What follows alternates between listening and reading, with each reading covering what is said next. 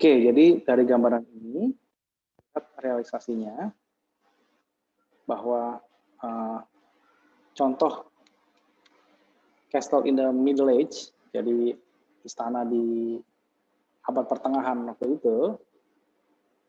itu dia punya location in natural obstacle, artinya lokasinya itu benar-benar di alam berat. Kemudian surrounding moat, artinya ada parit yang mengelilingi istana tersebut. Kemudian ada bridge itu adalah ininya jembatan.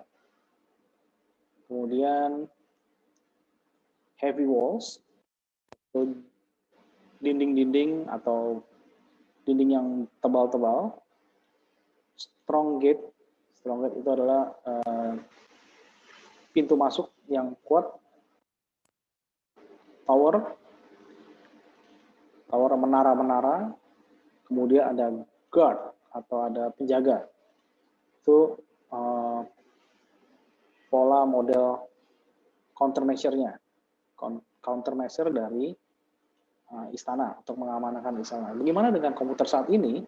Komputer saat ini lebih cenderung ke gimana cara enkripsi atau dengan menggunakan software control.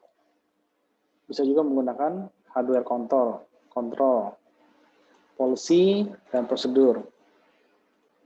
Menggunakan juga physical control. Jadi kontrol ini semua yang kita asumsikan sama seperti kita jaga atau melindungi istana pada zaman masa abad pertengahan. Physical control secara fisik itu bisa menghalau serangan. Itu contohnya misalnya tembok atau dinding. Bisa juga kunci yang besar-besar atau yang kuat. Bisa juga dengan penjaga atau guard. Atau juga yang agak sedikit canggih yang sekarang ada security kamera, CCTV, seperti itu.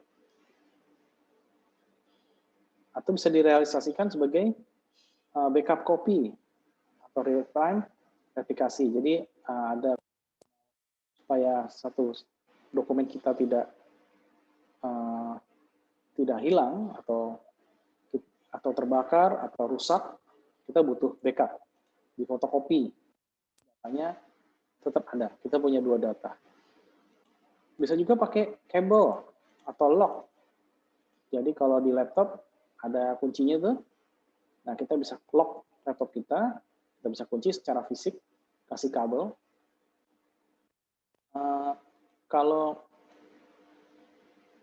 Kalau yang dinding atau jendela bisa dikunci pakai kunci itu ya, kunci gembok gitu. Nah, kalau untuk melindungi natural man-made disaster, jadi kita dibutuhkan suatu proteksi api, misalnya kalau air itu adalah banjir, api itu kebakaran, atau bisa juga gempa bumi. Kalau Pontianak, Kalimantan Barat lebih ke kebakaran hutan, atau di daerah Jakarta misalnya banjir, atau di daerah Sumatera gempa bumi, seperti itu. Jadi diperlukanlah proteksi mengenai bagaimana kalau seandainya hal itu terjadi. Ada juga mengenai accident and terrorism protection.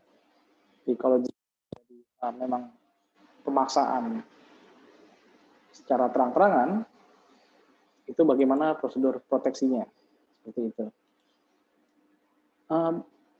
Kontrol prosedur dan administrasi, apa sih administrasinya atau prosedurnya ketika hal itu, bagaimana cara mengontrolnya?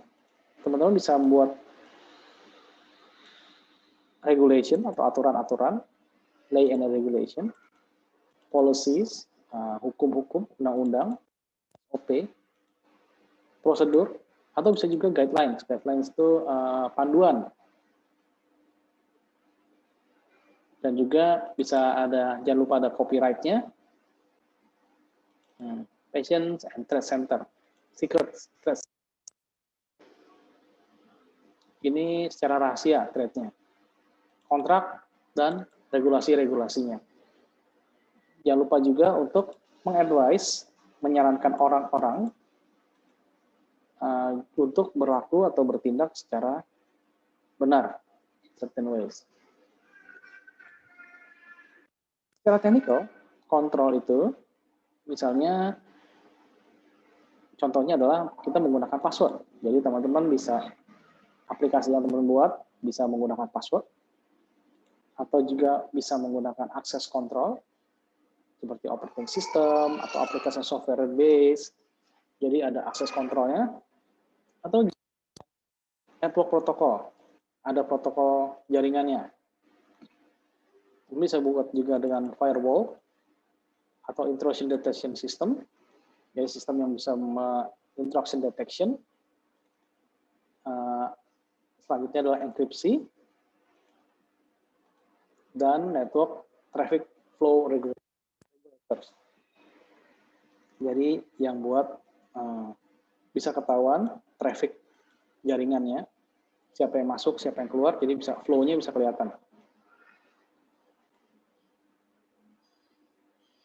Multiple control dalam komputer sistem itu, pertama adalah sistem perimeter. Jadi kita harus tahu dulu untuk mengkontrol komputer sistem, kita harus tahu dulu perimeternya atau lingkup area. Kalau di sini dibilangnya inside and outside of the system. Jadi bukan hanya sistemnya aja, tapi dalam sistem atau di luar sistemnya itu bagaimana.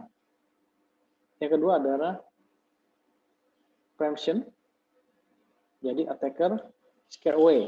Jadi kita kalau dalam contoh seharian misalnya ada pengumuman misalnya di sini tersedia CCTV.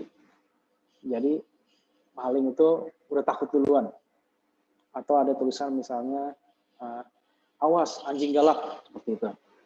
Jadi udah attacker bisa takut ya, scare away. Selanjutnya internal deterrence. Jadi attacker itu nggak bisa overcome defense, artinya kalah sama pertahanan kita. Pertahanan yang lebih hebat daripada yang menyerang. Jadi nggak bisa mengalahkan pertahanan kita. Selain itu ada Faux environment, contohnya seperti honeypot, sandbox. Nah di sini attack itu yang menyerang itu, dia akan mendetek, melihat kalau worthless gitu, artinya worthless target artinya attacker itu nggak tahu sama sekali gitu. Jadi dia nggak tahu menahu. Jadi ketika mau di-attack, loh ini apa? Nggak ada isinya seperti itu. Jadi intinya dari multiple control seperti ini, artinya kita punya layer defense atau pertahanan yang berlapis-lapis. Makanya dibilang pertahanan berlapis-lapis is the best. Artinya pertahanan berlapis-lapis itu yang terbaik. Jadi sudah punya pertahanan, ada pertahanan lagi seperti itu. Gambaran umumnya teman-teman bisa lihat di sini. Misalnya kalau ada intrusion detection masuk. Nah ini dia akan lihat kalau kira-kira nggak layak ya, atau nggak ada yang mau cari, dia akan preemption, dia keluar. Belum masuk gerbang aja udah keluar. Dan kalau misalnya dia tembus, jadi kan dari banyak yang intrusion attempt, banyak yang keluar karena preemption.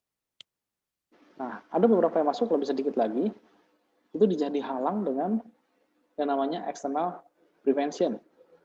Jadi pertahanan luar. Nah, di tengah pertahanan dalam ini ada namanya pertahanan dalam atau internal prevention.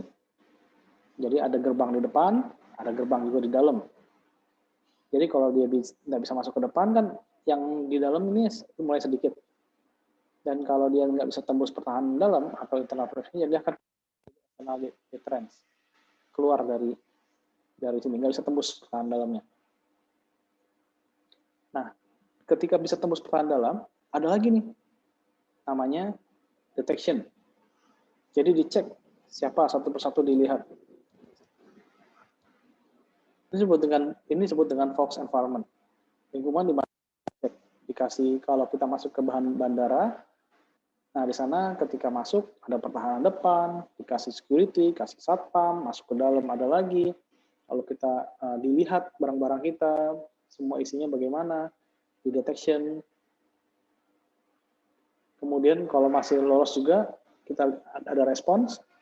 Kalau aman, baru bisa masuk ke dalam sistem resource. Gitu. Ini yang disebut dengan multi-layer security. Oke, sampai sini dulu teman-teman. Jadi perkuliahan kita kali ini itu mengenai pengenalan atas komputer security, keamanan komputer. Nanti silakan dibaca lebih lanjut lagi mengenai komputer security, bagaimana dan apa, yang akhirnya berujung pada multi-layer security yang terbaik. Oke, sampai sini dulu. Kita lanjut ke sesi berikutnya.